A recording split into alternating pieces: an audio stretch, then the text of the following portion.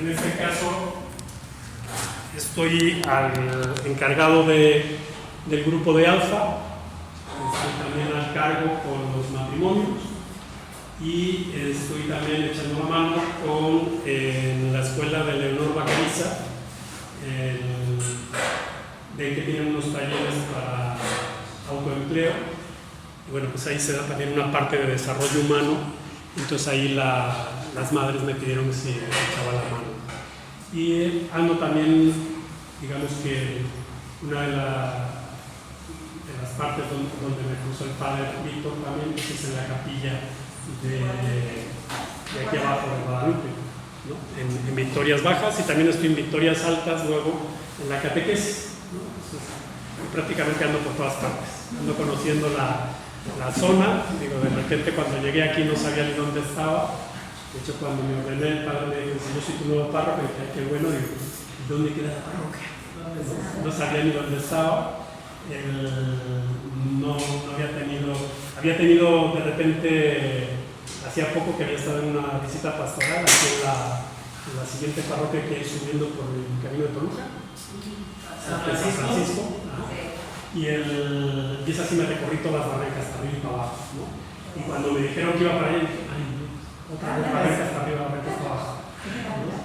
Pero bueno, muy contento, como les digo, conociendo apenas el territorio, conociendo apenas a todo el personal, pero con muchas ganas y como les digo, a su disposición, ¿sí? Entonces, bueno, vamos a ponernos un momento para irnos quitando el acelere, ¿no? de venir los que vengan del tráfico, del camión. Ya puedes abrir tus ojos. Tampoco quiero que se me duerman. Por lo menos hasta la mitad de la presentación. ¿Sale? Bueno, tengo entendido que la vez anterior estuvieron viendo la parte de los milagros de Jesús.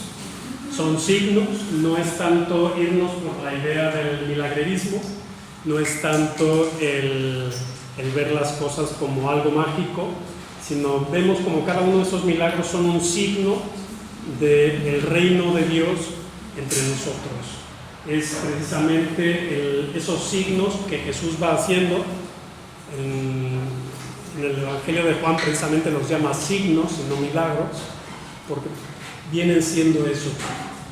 En cada uno de ellos lo que se encierra es la acción de Dios en nuestra vida. El día de hoy vamos a ver el tema de la conversión y el seguimiento a Jesús. Van juntos de la mano, es junto con pegado la conversión y el seguimiento. No puede haber un seguimiento real si no hay una conversión. Si no hay una experiencia personal de fe en donde yo decido positivamente cambiar y seguir a Jesús, el poder tener mucha teoría en la cabeza, yo les podría hablar muchísimo de mi experiencia personal de fe, y eso no les va a ayudar mucho para que ustedes puedan tener una experiencia propia de fe. Por ponerlo de otra manera, con un ejemplo, yo les podría estar hablando durante horas y horas y horas sobre las características de los vinos, ¿sí? Vino tinto, vino tal, vino cual, de Burdeos, de aquí, de allá, todas sus propiedades. Y te las podrías aprender incluso de memoria. No tendrías la experiencia de probarlo. Yo te diría: mira, y este vino que yo probé una vez, un Rioja del 64, no sabes qué cosa más rica. Nada más que ya no te puedo invitar a uno porque ya no hay botellas, ¿no? Entonces, por mucho que yo te diga, te trate de transmitir cómo fue mi experiencia, de cómo olía, cómo sabía, cómo me sentí al probarlo, tú desgraciadamente nunca lo vas a poder llegar a tener. Solamente podrías llegar a tenerla si después, a lo mejor, de toda esa teoría, que a veces te puede ayudar, lo probaras, y entonces tú tendrías tu propia experiencia. A lo mejor aquel vino tan maravilloso que yo te estoy contando que fue para mí, tú lo vas a probar y dices, pues a mí no me gusta. ¿Sí? Esa, por ejemplo, en vino siempre se dice, ¿cuál es el mejor vino del mundo? Pues el mejor vino del mundo es el que tengas a la mano y que te guste.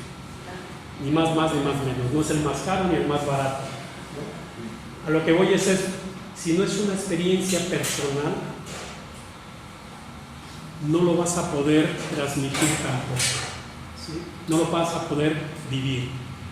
Por más que yo te cuente mi experiencia, no vas a vivir mi experiencia. Y un cristiano nunca puede ser un cristiano de oídas.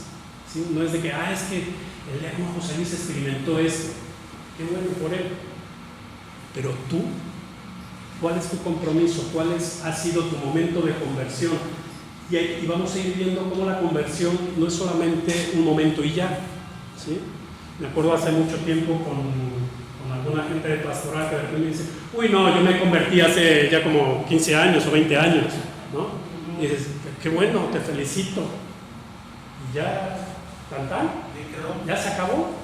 ¿No? Y dices, no, la conversión, puedes saber cuándo inicia, porque precisamente casi siempre hay un momento que te marca, hay un momento en el que puedes decir, este es el momento, ¿no?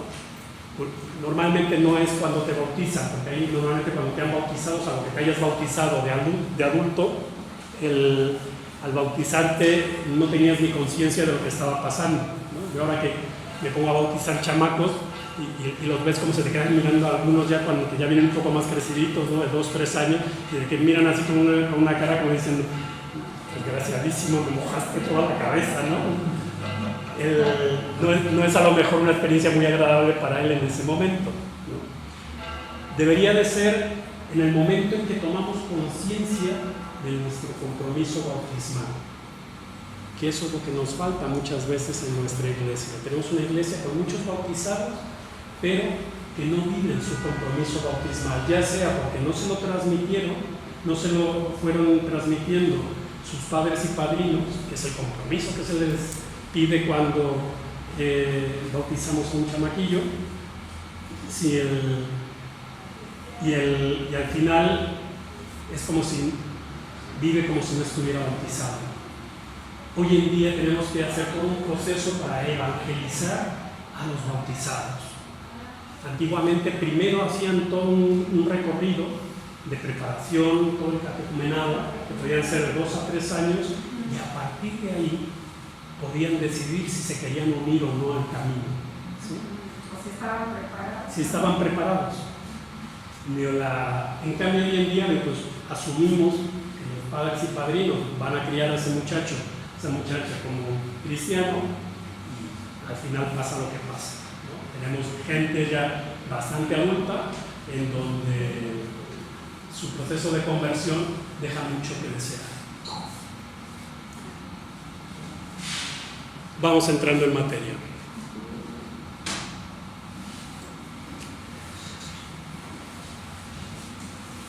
Alguien que tenga buena vista y que lea. No saquen el libro, no quiero que lean este. Precisamente lo hice así, no agarré el texto del libro para que si llegan a leerlo, si no alguien que se acerque y lo puede leer. Sí, por favor. Para que todos escuchemos, precisamente no tome el texto del libro para que nadie pueda leerlo. La palabra. Entró en Jericó e iba cruzando la ciudad. Había ahí un hombre llamado Zaqueo, que era jefe de publicanos y rico. Trataba de ver quién era Jesús, pero como era bajo de estatura, no podía, pues la gente se lo impedía. Se adelantó corriendo y se subió a un sicomoro para verle, pues iba a pasar por ahí. Cuando Jesús llegó a aquel sitio, alzó la vista y le dijo: Zaqueo, baja pronto, conviene que hoy me quede yo en tu casa. Se apresuró a bajar y lo recibió con alegría. Al verlo, todos murmuraban: ha ido a hospedarse a casa de un pecador.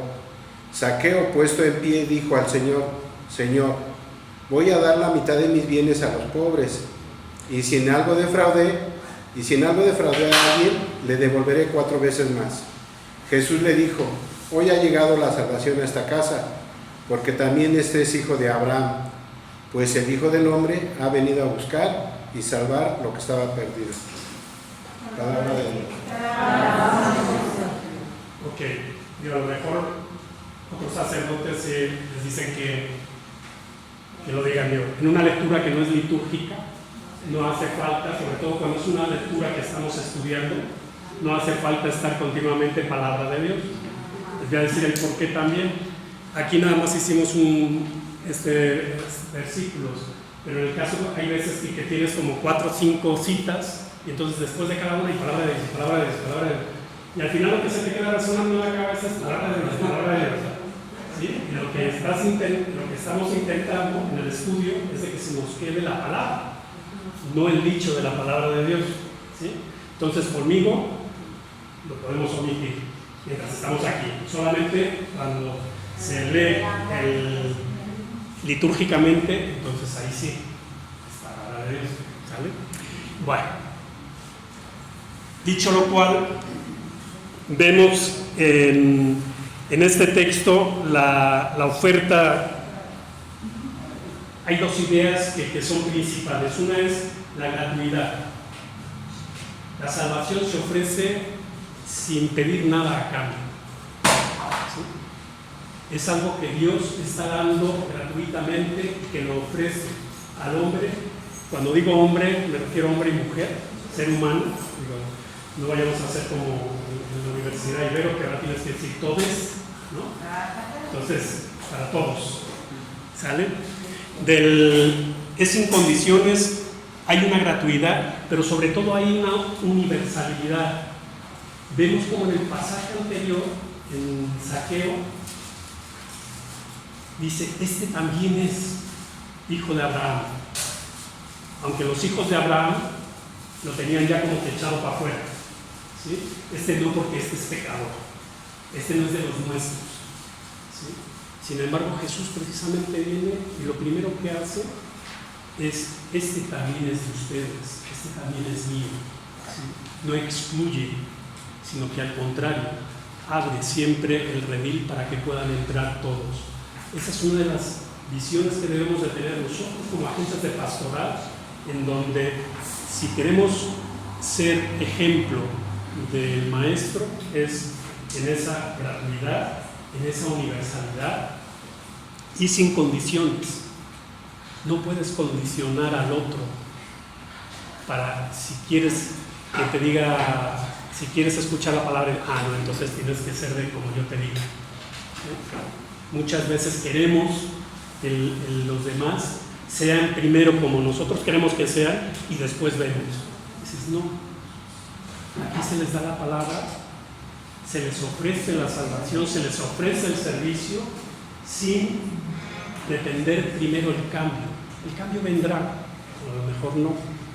¿Sí? Que precisamente ese cambio es lo que decimos, la conversión.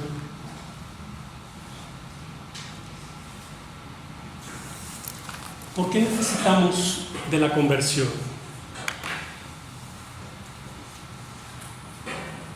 La conversión viene a través de el aceptar la salvación. Como les digo, la salvación está dada. La conversión es precisamente adherirse a ese proyecto de salvación. Si vemos, por ejemplo, en el Génesis, el proyecto inicial de Dios para el ser humano era vivir con Él en comunión, en conversación íntima. ¿Sí? Si se acuerdan, el texto habla como a cierta hora de la tarde Dios bajaba al Edén, bajaba al jardín para hablar con Adán, para hablar con Eva. Estaba conviviendo en una relación personal con ellos. Sin embargo, es el ser humano el que dice, ¿sabes qué? No me interesa. Y es el que rompe la relación con Dios. No es Dios el que la rompe con el hombre. Al final, el hombre es libre precisamente para aceptar o no esa salvación. La salvación, como les digo, está dada desde el inicio. La cosa es, ¿la vas a querer aceptar o simplemente le vas a decir a Dios, no, sabes que no me interesa? Tu proyecto está muy bonito, pero luego. ahorita estoy muy ocupado. Por lo general es lo que solemos hacer, ¿sí? Incluso los que venimos a misa todos los domingos. Luego ese tema lo tocamos después. ¿Cuáles son los puntos para la conversión? Sobre todo es el no tener la confianza en uno mismo, no poner la confianza en lo material, sino sobre todo poner la confianza en Dios. No solamente es creer en Dios, sino creerle a Dios y aceptar precisamente ese proyecto que, como les digo, nos propone desde un inicio. Es una experiencia de amor incondicional. Dios llega y ama. ¿Por qué? Porque Dios es amor. Dios no puede hacer otra cosa más que amarte. Dios no te puede odiar. ¿Sí? Decimos que Dios es todopoderoso y todo lo puede. Sí, pero Dios ni puede odiarte, ni Dios va a obligarte a que lo ames. Precisamente por eso al hombre, al ser humano, lo hace libre. Porque si no tiene esa libertad, no puede amar. Si yo te obligo a que me ames, pues eso no es amor. Eso es una obligación, con lo cual no se puede. Es por eso que Dios incluso se la juega, haciéndote libre, para que aceptes su proyecto, si es que quieres, y para que lo ames. Independientemente, si tú lo amas o no lo amas, Él te va a seguir amando. ¿Sí? Ese es el ejemplo más claro de como los padres, ¿no? Sobre todo la madre. Por eso muchas veces, siempre hemos visto a Dios como el Dios, el viejito barbón, ¿no? Hombre. Y sin embargo vemos como muchas de las actitudes, sobre todo en las escrituras que vamos encontrando del Dios Padre, es un Dios que es más madre que padre, ¿no? Y vemos como al final este Dios, como les digo, no puede hacer otra cosa más que amarme. Yo me acuerdo cuando justo estaba empezando la formación para diácono, estaba en un retiro de matrimonios y estábamos en una charla que se llamaba La Confianza, y la daba un diácono permanente precisamente. En esta charla, de hecho yo cuando llegué a ese retiro, mi gran duda era ¿por qué yo? ¿No? De ese llamado que tenía, ¿por qué a mí? ¿Por qué no a otro que era mucho más piadoso, a alguien que se portaba mejor que yo, a alguien que no había estado echando pestes de la religión, de los curas, de la iglesia durante tanto tiempo, sobre todo en su juventud? Y justo el que dio esa charla era también un diácono permanente. Él era de origen de la antigua Yugoslavia. Él se crió como ateo durante toda su vida de joven. Él se va para Estados Unidos con apenas 18 años o 17.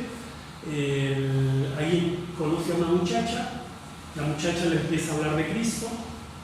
Y me dice, ¿y eso para qué es? ¿No?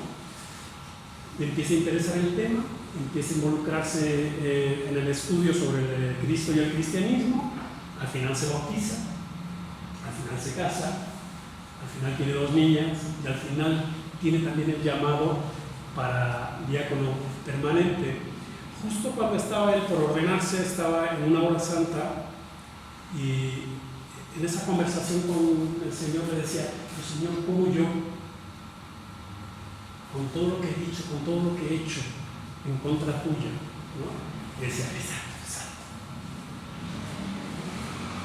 Y al final la respuesta que él tuvo fue, ¿qué tendría que hacer una hija tuya para que la dejaras de amar? ¿Sí?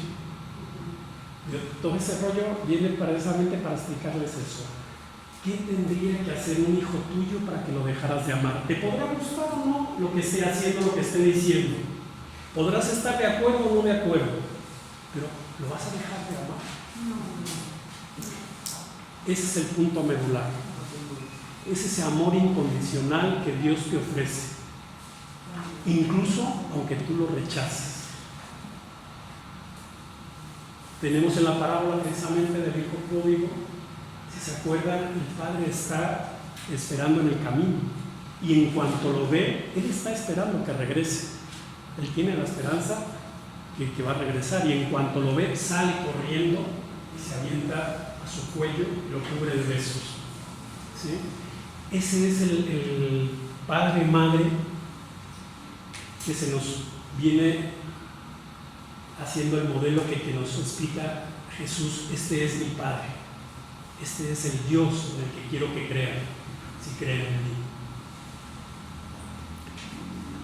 Y es esa experiencia precisamente de misericordia de Dios. Normalmente, cuando por fin la tienes, que nosotros, el ser humano casi siempre, digo, habrá algunos que a lo mejor les dé por reír, digo, a mí me dio por llorar impresionantemente. ¿Sí? Yo llevaba más de 35 años sin poder llorar, y el día que tuve mi conversión no podía parar de llorar. Me tiré 2 semanas en donde no paraba de llorar, y decía, ¿qué me pasó? ¿No? Era peor que si estuviera viendo telenovelas, porque cualquier cosa volvía a llorar y volvía a llorar y volvía a llorar. Había un dolor que yo había venido cargando durante mucho tiempo, y solamente en esa misericordia, en ese perdón recibido de Dios, al sentirte perdonado, es de que sientes como que te lo arranca todo ese peso de encima, ¿no? Yo siempre digo que después de esa confesión yo salí midiendo 5 centímetros más alto y pesando 40 kilos menos por lo menos. ¿Sí? Yo cuando regresé a mi tierra, precisamente fue para ir a servir en unos retiros, precisamente en el mismo retiro que yo había encontrado la conversión. Empecé a servir en estos retiros, y estuve yendo a Madrid a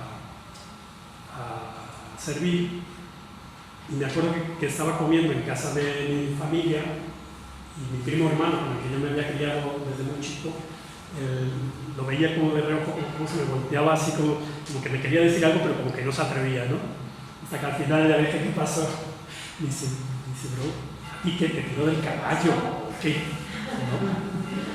Y digo, mira, afortunadamente no iba a caballo, porque si no me hubiera metido una rastriza de no tienes idea. Digo, pero que me golpeó. Digo, y me pegué con todo. ¿Sí? Y es a partir de ese momento en donde empiezas a ver hacia otra parte. Conversión no es mirar hacia cualquier lado, sí es cambiar y hacia donde te estabas dirigiendo, empezar a mirar para otro lado, pero no a cualquiera.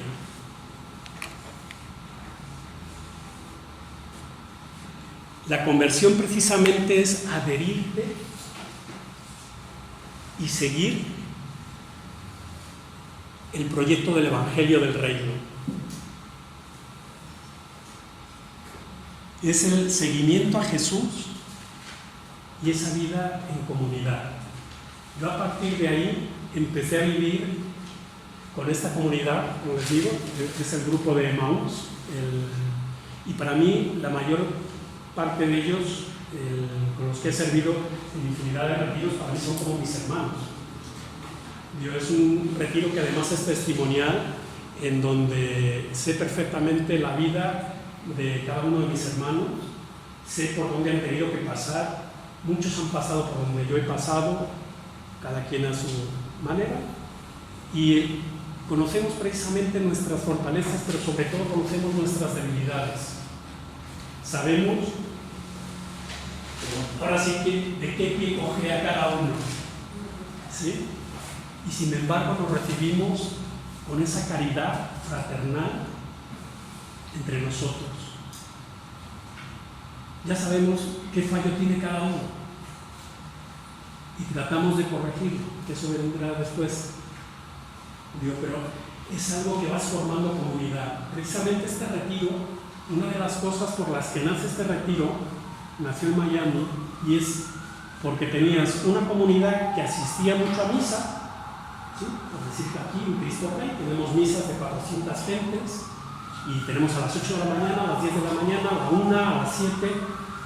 Si multiplicáramos la cantidad de gente que viene en cada misa, estás hablando pues a lo mejor de 1.600, 1.500 gentes en un domingo que pasan por aquí a escuchar misa,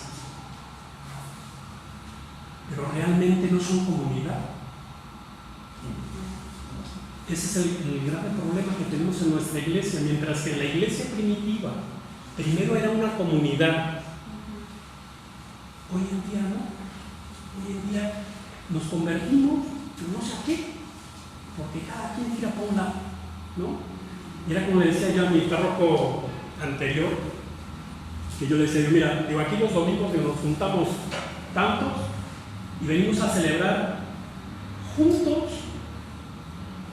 pero no celebramos juntos, estamos pegados uno al otro. Y eso en los tiempos antes de pandemia, ¿no? Ahora incluso dejamos 1.5 metros, ¿no? Y yo me acuerdo mucho, les digo, recién convertido, digo, pues como que uno trae mucha efusión, ¿no? Es muy efusivo. Y me acuerdo que tuve una misa aquí en Santa Fe y ya ven que los de Locos son como muy serios, ¿no? Como muy rígidos y no hacen mucho movimiento raro ni nada. Y las bancas son larguísimas, ¿no? Y me acuerdo que cuando dicen dense fraternalmente la paz, entonces yo volteo y el primero que veo está hasta allá y me ves que voy corriendo a darle la paz y no, ¿no? Y dije, no te pegas, ¿no? Nada más te voy a dar la paz. A ese punto hemos llegado. Celebramos en el mismo espacio, pero no estamos celebrando juntos. Esa es una de las cosas que sobre todo nosotros como agentes de pastoral que nos estamos formando no nos podemos seguir permitiendo, ¿sí? No puedo ver al otro con ese nombre. Me pasaba también, viví durante mucho tiempo aquí en un pueblito muy chico del Estado de México, y entonces veías como cuando llegaban a la misa, el templo es muy chiquito, ¿sí? Entonces veías como llegaba la señora y se iba se iba para el otro lado. Y todo era para no darle la paz porque ahí estaba sentada una con la que no se hablaba. ¿No? Una actitud muy cristiana, ¿no? Entonces, internamente, ocultamente, todos llevamos ciertas de esas actitudes, que es las que en esa conversión nos las debemos de ir quitando, precisamente. Conviértanse y crean en el Evangelio. En el Evangelio de Marcos, precisamente en el inicio del Evangelio, esa es la invitación que nos hace. Conviértanse porque el reino de los cielos está ya cercano. Si mejor la otra, porque si no es...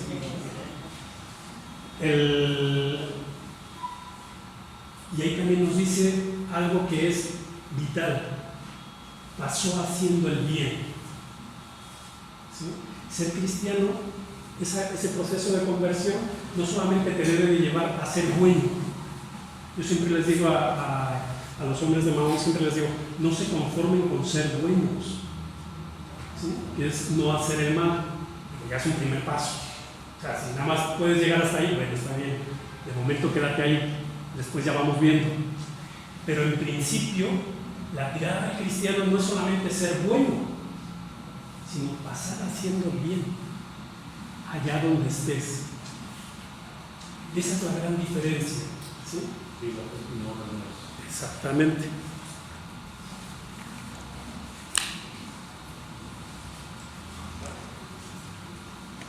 Y esa conversión, como les digo, es al final ver a la luz del Evangelio, a la luz de las palabras de Jesús y optar por una vida nueva. Es decir, no solamente creo en ti, sino creo en tu proyecto y quiero hacerlo vivo en mi persona. Llevamos mucho tiempo, relativamente mucho, digamos a partir del Concilio Vaticano II, se empezó otra vez a promover, sobre todo en los católicos, que era algo que se había perdido, la lectura de la Sagrada Escritura. No solamente es conformarse con leerla. Yo siempre digo, si nada más te conformas con leerla, eso es letra muerta, ¿sí? Nosotros no somos una religión del libro, como pueden ser a lo mejor los musulmanes, que se lo aprenden de memoria. Tienen escuelas en donde los niños van y aprenden literalmente de memoria el libro, ¿sí? El Corán se lo aprenden de memoria y te lo recitan de memoria como pericos preciosos y hasta lo cantan y lo que tú quieras. Esa no es la idea del cristiano. No somos religión del libro, somos religión de la palabra. Y la palabra es una persona. Ese es hacia donde quiero llevarnos, ¿sí? No nos podemos quedar en la letra muerta del libro. Si esa palabra no la haces vida, no la encarnas en ti, es letra muerta. Si es palabra viva, si la pones en marcha, a partir de ahí puede empezar a haber un cambio, puede empezar a crecer el reino de Dios a tu alrededor. Porque el reino de Dios no es para el más allá. El reino de Dios está aquí cerca, está tan cerca que está dentro de ti. Solamente tienes que aceptar y ponerla en marcha, ¿sí? Eso es lo que va haciendo conversión. ¿No los voy perdiendo? Bueno. Por eso les digo que es una transformación radical. Y radical más todavía en nuestra época. A lo mejor en tiempos de Jesús también tuvo que ser muy radical, sobre todo en la parte, digamos, de paganos, en donde tenían una religión que seguían la religión del imperio o con 1000 dioses, en donde había mucha magia, donde había mucha superstición, cosa de la que no nos libramos al día de hoy, ¿sí? Digo, yo me quedo con el ojo a veces cuadrado cuando gente que dice que son católicos, ¿no? Pero los ves con el ojo de venado. A ver, o eres católico, ¿sí? O crees en Dios, en Cristo, o en qué crees, ¿no? Bueno, no, güey, es que ya, pues si acaso, ¿no? Es como el ateo, ¿no? Ya está a punto de morirse y dice, bueno, de una vez dame la bendición, no vaya a ser la de malas, ¿no? Nosotros al revés. Dice, bueno, es que usted es más católico. Dice, no, a ver, o eres católico o no eres católico. O eres cristiano o no eres cristiano. No podemos ser cristianos un poquito. Porque ¿qué tan cristiano eres tú? ¿Sí? ¿Que eres un 50% cristiano y 50% qué? ¿No? Por eso les digo, es un proceso continuo, pero con un cambio radical. Un cambio radical porque lo primero que te exige el maestro es salir de ti. El ser humano por naturaleza es egoísta, ¿sí? Eso luego ahorita lo vamos a ver cuando hablemos de los niños, siempre tenemos hoy en día esa visión romántica, yo digo, de los niños, ¿no? De que, ay, el niño siempre tan inocente, tan bueno, tan no sé qué. No, hay algunos que son unos hijos de mañana, ¿no? Y sobre todo es egoísta. De hecho, es poco a poco, como nos vamos socializando, que vamos aprendiendo a no ser egoístas, a ceder, a compartir, ¿sí? La naturaleza propia es ser egoísta, todo para mí. Tú lo ves con los niños, ¿sí? El niño, tú le das algo y le dices, pero compártelo cuando... Te dice, ¿qué? No, esto es mío, ¿no? Son muy raros los niños que les nazca. Y si le nace, digo, hay excepciones, no digo que no, pero sobre todo ha sido porque ha habido un proceso en donde ha ido aprendiendo que tiene que compartir con sus hermanos, con sus amigos, con los compañeros, ¿sí? Y para eso hay un montón de técnicas que en las escuelas y en todas partes se le va haciendo. Al final del día, hoy en día a lo mejor estaríamos hablando de socializarlo. En tiempos de Cristo estaríamos hablando de cristianizarlo, porque ser cristiano, el proyecto de Cristo no es de que seas Dios, sino es que seas humano. Es el mejor humano que puedes llegar a ser. Ese es el proyecto que Dios hizo para ti cuando te creó.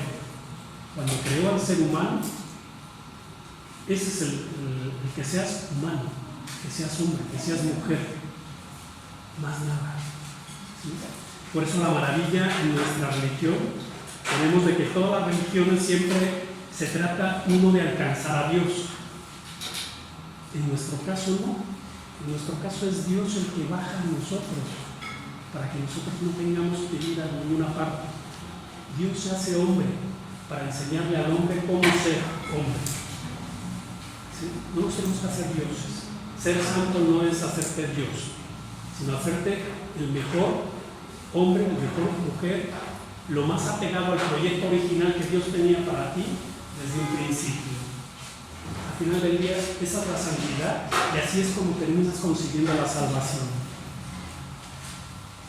Como digo, es un proyecto que es continuo, ¿no? ¿Se acuerdan al principio que les decía, ¿no? de aquel que decía, no, yo me convertí hace 20 años, ¿ya? No, pues qué maravilla. ¿Y qué hiciste desde entonces? No, pues ya hizo, ¿no? Ya se convirtió. ¿Ya para qué?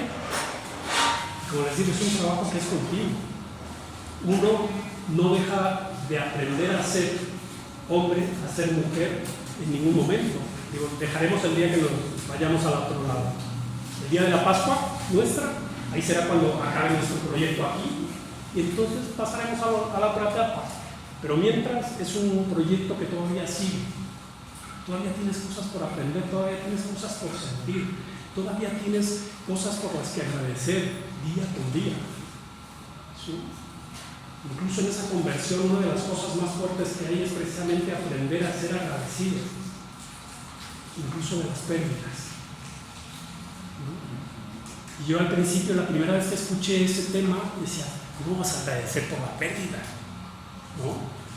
Y decían, bueno, pues es que si lo perdiste es que alguna vez lo tuviste. ¿Cuántas veces agradeciste por todo el tiempo que lo tuviste? Por todo el tiempo que lo disfrutaste. ¿Cuándo diste las gracias por la salud que perdiste? ¿No? ¿Cuántas veces mientras estabas sano, que no te dolía la rodilla, agradeciste por tu rodilla sana? Pero eso sí, ahora sí te acuerdas de la rodilla porque te duele, ¿verdad? Ahora sí te acuerdas de los nudillos porque también te duele cuando hace frío, cuando llueve, ¿no? Y bueno, si son artríticos como yo, ¿verdad? Seguir a Jesús, la invitación es sigue. ¿Sí? Y lo vemos en varias ocasiones como el llamamiento se lo hace a gente que dirías, son los más impensables a los que yo les llamaría, ¿no? Llama al corrupto, al traicionero, al que ni siquiera está con su gente. Saqueo era además de chaparro, era un desgraciadísimo. El problema que tenían los cobradores de impuestos no solamente es que cobraban impuestos para los romanos, con lo cual los judíos lo tenían como doble traidor, sino que además, digo, pues en ese de que cobro y no cobro, pues no son uno para ti, otro para mí, uno para mí, otro para ti, otro para acá, ¿no? Entonces, y eso además va llevando a otra serie de cosas. Una de las cosas que tenían, por ejemplo, los fariseos era que cumplían muy a rajatabla la ley. Uno les podrá decir todo lo que quiera, pero la creencia de ellos, al final termina degenerando, igual que ha degenerado en muchos cristianos el cristianismo. La creencia de ellos era que el día que todos cumplieran a cabalidad la ley, llegaría la salvación. Por eso para ellos era tan importante el tema de la ley. Al final, ¿qué pasó? Degenera. Es por eso que Jesús precisamente dice, a ver, o sea, se preocupan de cumplir hasta la última babosada, ¿no? De pagar el impuesto del comino, la menta, la ruda, y se olvidan de lo más importante. Dejan al hambriento sin comer, dejan al desnudo sin vestir, dejan al sediento sin... Y al final del día volvemos a la misma, es salir de ti, no solamente de si yo tengo hambre, si yo tengo sed, si yo estoy bien, ya la hice, sino cómo está mi hermano, hay algo que necesita, ¿qué puedo hacer yo para cubrir esa necesidad? Y muchas veces son cosas muy chicas, ¿sí? Muchas veces es simplemente una sonrisa, una palmadita en la espalda, un abrazo, un apoyo, el que sepan que estás ahí para ellos. Pero eso te va a llevar, esas actitudes, después de un proceso realmente de conversión. una cosa que era impensable en los tiempos de Jesús es de que también lo siguen mujeres. Hay discípulas que son mujeres. De entrada, es atípico con Jesús porque en esas épocas era el discípulo el que elegía al maestro, ¿sí? Yo quería, por ejemplo, formarme en la escuela de Gamaliel, entonces yo iba y lo elegía y decía, pues yo creo que este sea mi maestro. Y tenías que pagar, ya fuera con trabajo o con dinero o como fuera. Muchas veces casi te hacías esclavo del maestro para que él te permitiera vivir con él y que pudieras aprender de él. Pero era el discípulo el que elegía. Digamos que es muy parecido como lo que veíamos el día de hoy, en qué universidad quiero estudiar, ¿no? Quiero estudiar en la UNAM, quiero estudiar quiero estudiar en no sé dónde. Bueno, y cada quien se va a la universidad que quiere y puede, ¿no? En este caso, ¿no? Es Jesús el que va diciendo, tú, sígueme. Él elige a sus discípulos. Y como vemos, no elige a los más inteligentes, no elige a los más voluntarios, no elige a los más dóciles, ¿no? Me pides ahí a los guanerjes, ¿no? Los hijos del trueno, dice una Biblia, dice, se les llama así, dice, porque tenían el carácter parejito, ¿no? Siempre de la fregada. No va eligiendo al perfecto. De entrada, porque no hay nadie perfecto. Si fueras perfecto, serías Dios, con lo cual ya no necesitas salvación, ¿no? Te elige precisamente tal como estás, incluso con todo lo que te hayas apartado del proyecto original con el que te creó. No le importa, simplemente te dice siempre, ven, sigue. Ese es el llamado.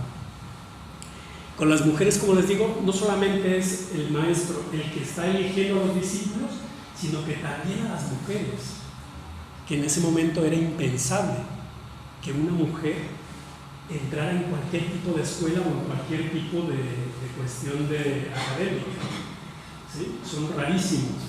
Había una película por ahí, se me fue ahora el nombre, que ella era hija de un gran sabio de Alejandría, donde había un núcleo académico muy fuerte, y ella brilla como académica también, pero al final la terminan matando. ¿Sí? Y hay un montón de envidias y de persecución que debe de sufrir. Pero en el ámbito judío era impensable una mujer que pudiera seguir a un rabí, a un maestro. De hecho, incluso en la sinagoga, a la fecha todavía siguen reuniéndose los hombres y las mujeres están al fondo, o están atrás, o están arriba, pero no participan tan directamente de la celebración de los hombres. ¿Sí? En ese ambiente es donde Jesús, vemos que otra vez transgrede la norma, transgrede lo que era lo normal en esa sociedad y empieza a decirnos el cómo debería de ser. ¿Cómo debería de ser esos cambios que tenemos que ir haciendo en nuestra sociedad para que haya justicia, para que haya equidad, para que haya igualdad? Y no solamente de los pobres, no solamente con los que están apartados, sino incluso también con las mujeres. Pondrá siempre ejemplos, ya sea con mujeres o con niños. Como les digo, el pensamiento judío del niño no era como el que tenemos hoy en día. No era esa visión romántica de ¡ay, tan bonito el niño! No, de hecho, al niño no se le consideraba persona hasta que después de que pasaba los 3 años.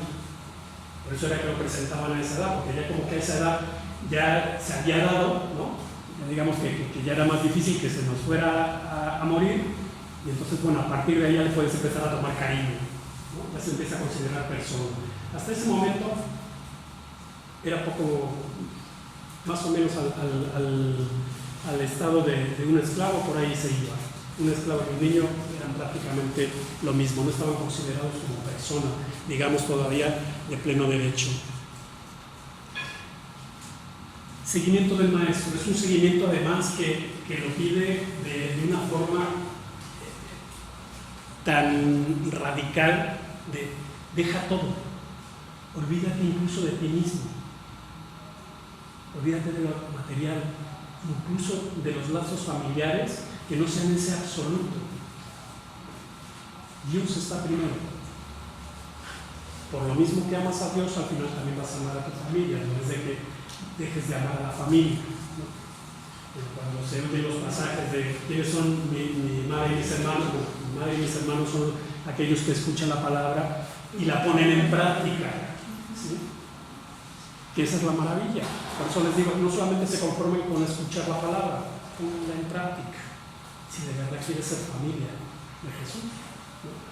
Si nada más quieres ser conocido, nada más así por rato, está bien, léela, ¿no? Nunca viene mal, una buena leída. Digo, pero lo importante es ponerla en práctica. Y es en ese seguimiento tan radical al que te invita. Es un seguimiento en el que si no tienes ese convencimiento de que eso es lo más importante que puede ser en tu vida, va a ser muy difícil, sino que imposible. Si, aun creyéndolo y aun echándole todas las ganas, ya es difícil, porque siempre yo les digo, ser cristiano no es fácil. Ser cristiano, en ningún momento de las Escrituras se dice la palabra fácil, y mucho menos que venga de boca de Jesús, sino todo lo contrario. Pareciera, yo había veces cuando veía esos pasajes, yo decía, híjole, es que este cuate como que no quería tener amigos, ¿no? Porque se la ponía tan difícil, ¿me quieres seguir? Agárrate la cruz y vámonos. Dice, no, espérate. ¿No? Nunca le dice, sí, esto va a ser, mira, y va a ser una pachanga, no vamos a pasar, y va a ser facilísimo. ¿No? Pero es que, bueno, yo cuando empecé que decía déjate, yo la verdad no entendía déjate a ti, ¿cómo deja a mí? En algún tiempo no explicaban, no, es que tienes que dejar tu egoísmo, dejar todos esos malos hábitos que tienes y todo eso. El dejarte a ti es dejar de ponerte a ti en primer lugar, ¿sí? Romper con ese egoísmo, con esa el yo, ¿no? Es no estar pensando qué es lo mejor para mí, sino qué es lo mejor para todos, incluso aunque no lo sea para mí. Y ahí es donde ya la torció el rabo, ¿verdad? Sí, porque si en el bien para todos incluye el bien para mí, pues, ¿no? Ahora, cuando te dicen el bien para todos, pero en una de esas no lo va a hacer para ti, sí lo duda uno, ¿verdad? sí. Como que no se antoja. Eso te digo, como que no quería tener cuates. Sí. Pues te digo, no es un seguimiento que sea a veces como que cautive, ¿no? Sí, claro. Pero sin embargo va a llevar al gozo. Y pareciera que no tiene lógica ninguna, ¿no? Y no se trata de sufrir por sufrir, ¿sí? El sufrimiento, sufrir sin sentido, no tiene caso. Ya Juan Pablo II en Salvifici Doloris, no sé si alguien la haya leído, esa carta encíclica habla precisamente del sentido del dolor. Un dolor por dolor no tiene caso. El cristiano no va en busca del dolor, le va a doler. ¿Sí? Ahora sí, como dicen los muchachos de ahora, spoiler alerta, te va a doler, pero vas a gozar. ¿Sí? Es esa parte en donde a veces es incomprensible, como algo que te lleva a cansancio, lleva donación de ti mismo, y donación de ti mismo es tu tiempo, tus fuerzas, tu todo, porque a lo que te está llamando no es a un ratito, la llamada es a una entrega total. Ese seguimiento no es nada más un 10%, un 20%, no. Ya, llamando para todo, ¿no? Les comento otra anécdota. Justo cuando estaba yo a la mitad de la formación, no menos de la mitad, me acuerdo, también estaba en otro retiro de Maús, que estaba echando la mano sirviendo, y me llega un sacerdote, amigo mío, que también había hecho el retiro, me dice, ¿cómo vas? Digo, híjole, pues ahí vamos. Me dice, te veo, digo, sí, es que, híjole, no sé si, ¿qué traes? Es que no sé si me está llamando. No sé si es idea mía o qué, pero no. Me decía, y nada más se me echa a reír. Y digo, no te rías, o sea, esto es serio. Para mí en ese momento era un problema existencial, ¿no? ¿Me está llamando o no me está llamando? O sea, espérate, es crucial. Sí, y se me echa a reír y dice, mira, dice, cuando estaba yo en tal año del seminario, dice igual, mi director espiritual, un día me ve así todo achicopalado y me dice, ¿qué te pasa? ¿No? Sí, pues es que, no señor, no sé si, es que tengo mis dudas, no sé si me está llamando. Y me dice, a ver, te lo voy a poner así de claro, no te hagas francés, ¿no? Él siempre está llamando, siempre. La pregunta no es si te está llamando, la pregunta es, ¿tú qué le vas a contestar? ¿Qué así que? Y esa no solamente es para José Luis porque iba a ser diácono, esa es para cada uno de los cristianos. O sea, si te estás preguntando si te está llamando o no te está llamando, te está llamando. No hay otra contestación. Te está llamando continuamente. Que tú lo veas o no lo veas,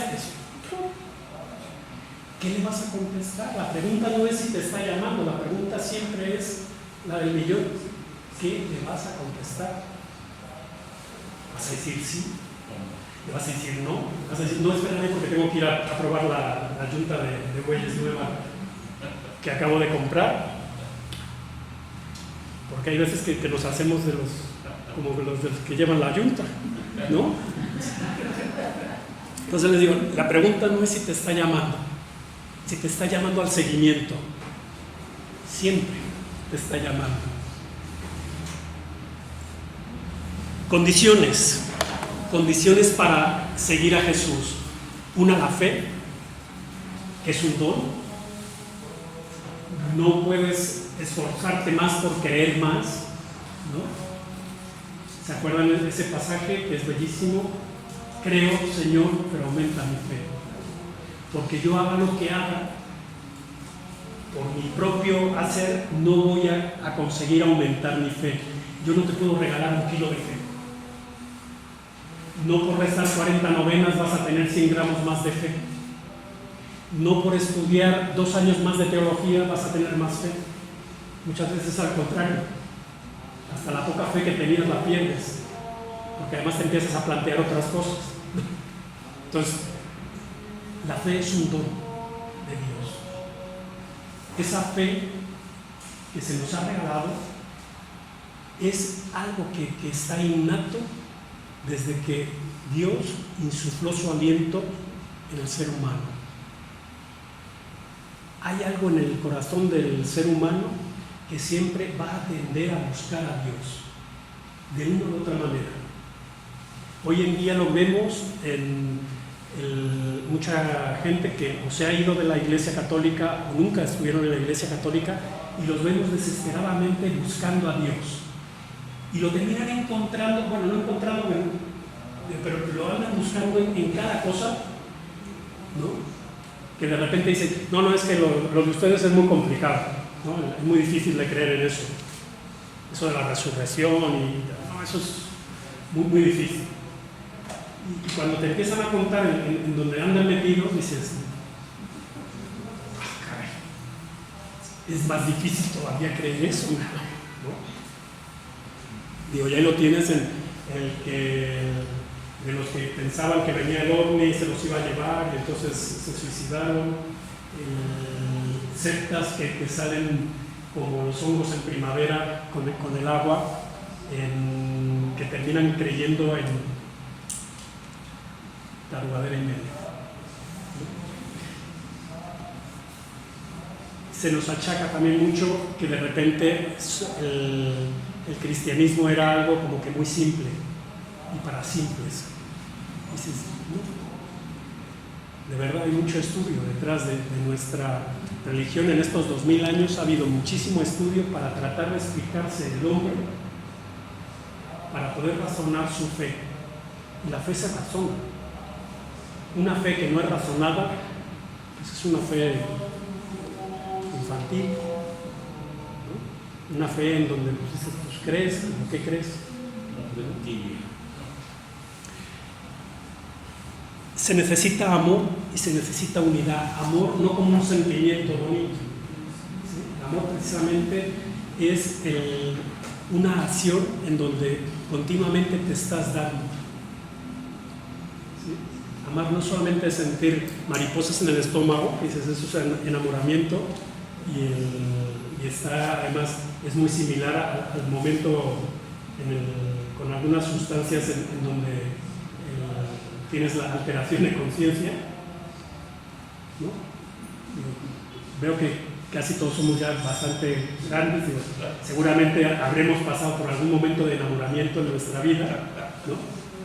Y justo todo el mundo, cuando estamos en esa etapa, tú lo ves todo maravilloso, todo está como perfecto, pareciera como que te has metido 2 gotas de LSD, ¿no? Y estás todo happy, y tu madre y tu padre te vienen, estás idiota, ¿no? Y no te estás dando cuenta de lo que estás haciendo, ¿no? Te dice la mamá, ¿qué? ¿No? Y tú no necesitas nada, ¿no? Menos mal que eso químicamente dura máximo 2 años. Año y medio. Digo, si dura más de 2 años, preocúpate porque entonces tienes otro tipo de trastorno, ¿no? Entonces, el amor al final del día, amar es un verbo, es una acción, ¿sí? Amar es algo, es una decisión que tú todos los días tomas, que es ir a hacer algo por el otro. No es solamente ay, ¿cómo te quiero? Qué bueno, ¿no? Que me quieres, pero pues demuéstramelo, ¿no? Haz algo, ¿no? Un perdón continuo. Difícil. Y es, ¿cuántas veces tengo que perdonar? 7. No, ya se me hacen muchas, ¿no? Siempre. Exactamente. Y hay veces que es casi imposible, ¿no? Solamente será posible si de verdad tienes fe, si de verdad vives amando y en unidad. Unidad con Dios y unidad con tus hermanos. Muchas veces la fuerza no va a salir de ti. Esa es algo que muchas veces la tenemos que pedir. Señor, dame la fuerza de perdonar a este hijo de verdad, ¿no?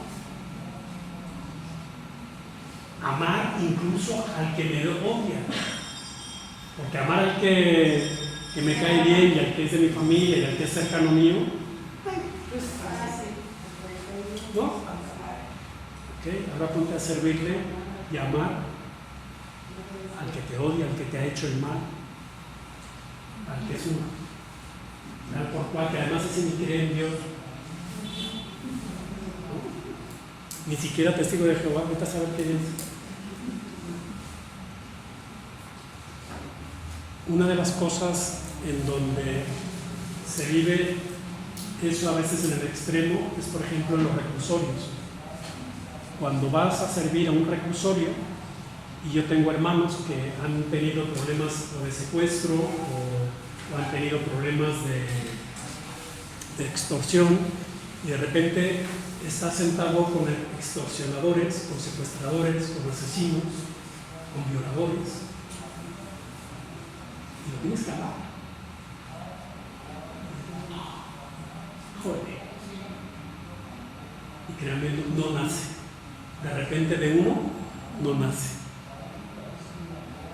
Es solamente a partir de que consigues ver la presencia de Dios, que igual que habita en ti, también habita en Él, debajo de toda esa madre que le puso encima. A partir de ahí es que puedo empezar a amarlo. lo puedo ver como un hermano que se equivocó, sí, pero es mi hermano también. Hasta esos extremos es a donde te pide que vayas. Vida de oración. Y pensamos muchas veces que la vida de oración es estar todo el día. No.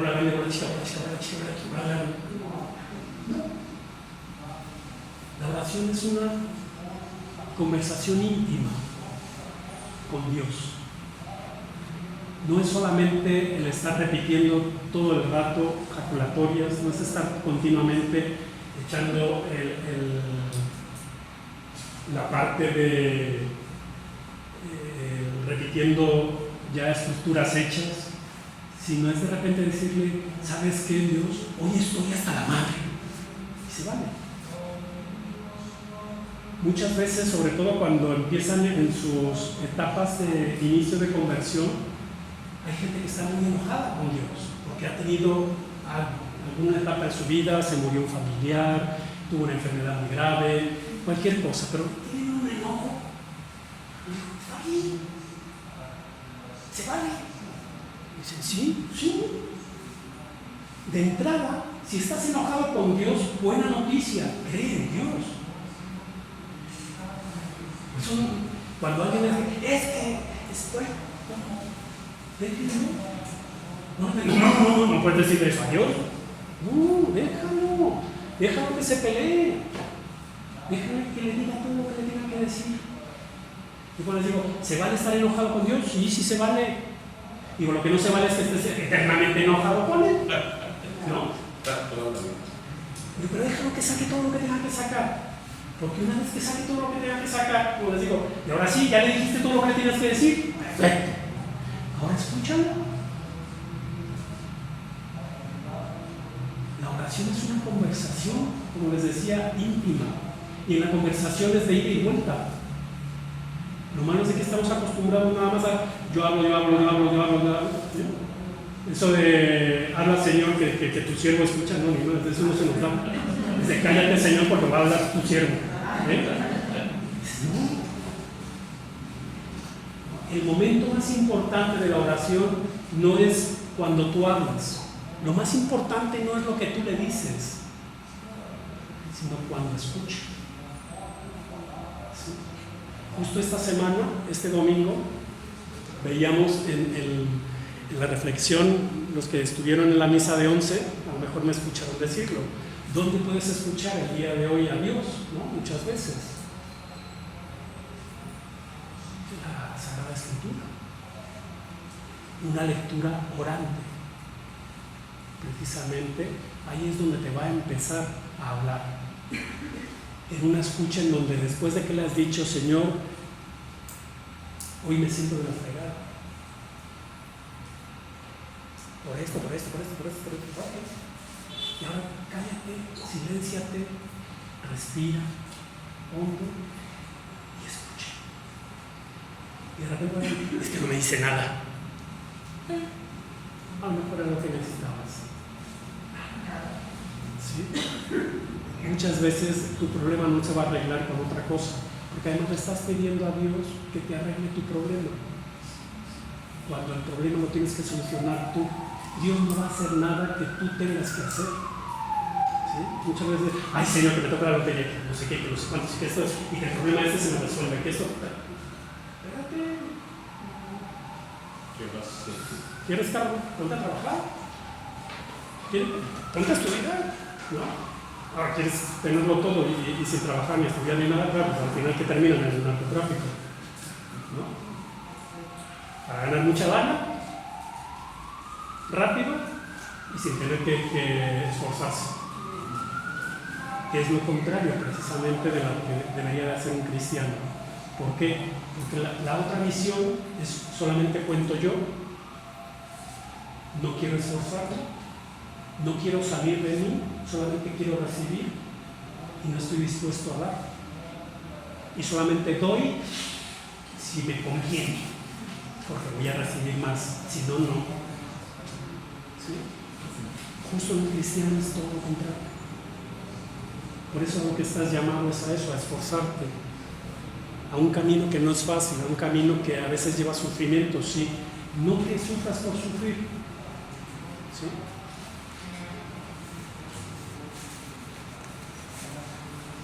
Y al final, la disponibilidad a compartir el destino de cruz. ¿Se dan cuenta siempre que hay una llamada de seguimiento? Es de, toma tu cruz y sigue.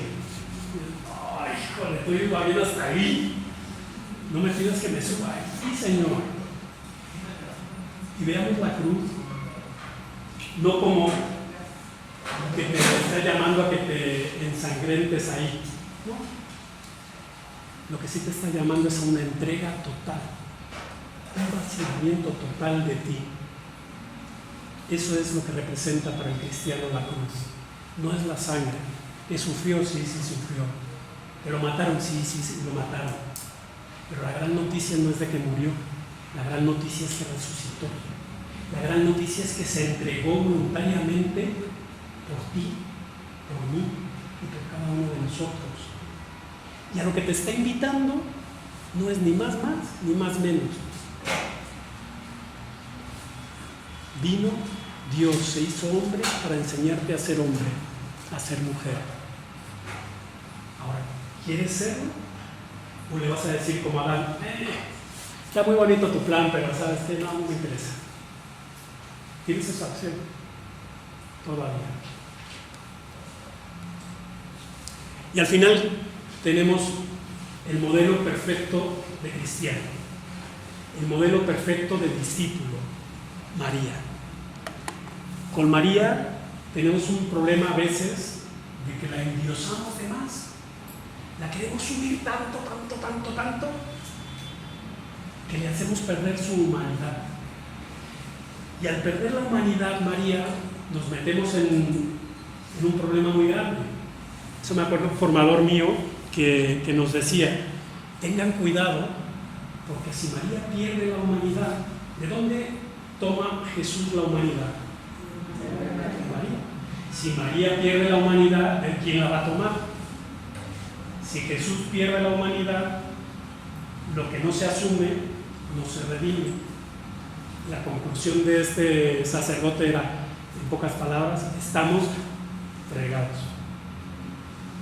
Por lo tanto, es muy importante dejar a María que sea humana. No es divina, ella es humana, es mujer. De hecho, cuando empieza el proyecto, es una niña, básicamente. Puede haber tenido entre 14 a 16 años. De todas maneras, por muy grande que haya estado en 16 años, 17, una niña. Le dice sí al Señor. No sabe en qué se va a meter, sabe que le va a traer problemas. Porque de entrada conoce cómo es la ley de su sociedad, en donde ella prácticamente está firmando su sentencia de muerte. Una muerte tampoco nada agradable, por apedreamiento. Y sin embargo dice, sí. Dice, y nunca le pregunta por qué, o solamente dice, ¿cómo va a ser eso? Si no conozco varón, ¿no? Esa, durante mucho tiempo en mi formación, siempre cuando me preguntaban, ¿cómo vas? Decía, pues no sé, porque no sé cómo va a ser eso si no conozco varón, ¿no? Y mi director me decía, no te preocupes, bajará el espíritu y te cubrirá con su sombra, ¿no? Dicho y hecho. Entonces, María es mujer. María ha sabido lo que es sufrir como madre. Ha sabido también alegrarse. Ha estado recorriendo los caminos con él. Ha llegado incluso el momento en el que no podía ni siquiera acercarse a su hijo porque las masas se lo impedían. Sabe que en algún momento esto va a acabar mal. Además, sobre todo conforme va acercándose el momento, va viendo que eso es no solamente factible, sino cada vez más posible y que al final sí va a terminar siendo así. Y sin embargo ella no agarra y dice, no, vámonos para otro lado, ¿no? Como dice Pedro, no, a ti no te puede pasar eso, vámonos para otro lado, ¿no? María sigue acompañando, sigue en silencio, Son muy pocas las palabras que nos ponen en boca de María. De hecho, los himnos marianos que nos pone Lucas, pues habría que tomar con pinzas, ¿no? Que tanto es de la mano del doctor Lucas, porque, como les digo, es una muchachita de una aldea de Nazaret. No crean que era una gran población, era una aldea, ni siquiera llegaba a pueblo, por ahí en las montañas. Siempre está en una actitud orante. Esa es la actitud del cristiano, una vida orante. Como les vuelvo a repetir, no es bola grande, bola chica, bola chica, bola chica, bola chica, bola chica, bola grande. No. Y así todo el día. No. Eso, como decía Santa Teresa de Ávila, que la acabamos de celebrar en esta semana pasada, entre las ollas, entre los fogones, ahí está Dios. Ahí es donde te puedes estar encontrando con Dios, ahí es donde puedes estar conversando con Dios mientras haces la comida. Si eres mecánico, entre los pericos y los desarmadores, en tu trabajo, en cómo tratas a tu cliente, en cómo tratas con la persona con la que trabajas. Esa es hacer tu trabajo, hacer oración, hacer tu vida continuamente oración. Es esa vida orante y agradecida, agradeciendo por todo, incluso, como les digo, por las pérdidas. Y no solamente sobre todo por las pérdidas. Esa es la que diferencia al cristiano, amando continuamente, y no solamente al que te cae bien, sino sobre todo al que te hace el mal. Ahí es donde te puedes llamar cristiano. Y como les digo, al final sufre con Jesús. Y el sufrir, como les digo, no es una invitación a de que se me vayan a sufrir todo el rato. No lo busquen. El sufrimiento va a llegar, el dolor va a llegar, ya sea con la enfermedad, con alguna pérdida de un familiar, con alguna desgracia. No hay que buscarlo, eso viene. Ser cristiano no es estar buscando el sufrimiento, pero sí es no renegar de él. Es estar siempre a favor de la vida, incluso aunque te duela. Desgraciadamente, en la sociedad en la que vivimos hoy en día, para que no me complique yo la vida, prefiero desechar la vida de otro, ya sea con una cosa, de una manera o de otra, con tal de que a mí no me vaya tan peor. Y creemos que esa es la solución, que es lo más triste además. Creen que es la solución. Dices, no. Con el tema del aborto, por ejemplo. Creen que en el momento que abortan ya no tengo hijo, ya no tengo. Dices, no. La única diferencia es de que eres mamá de un niño muerto. Esa es tu gran realidad. No es de que dejaste de tener un hijo, que dejaste de ser mamá. Eres mamá de un hijo muerto.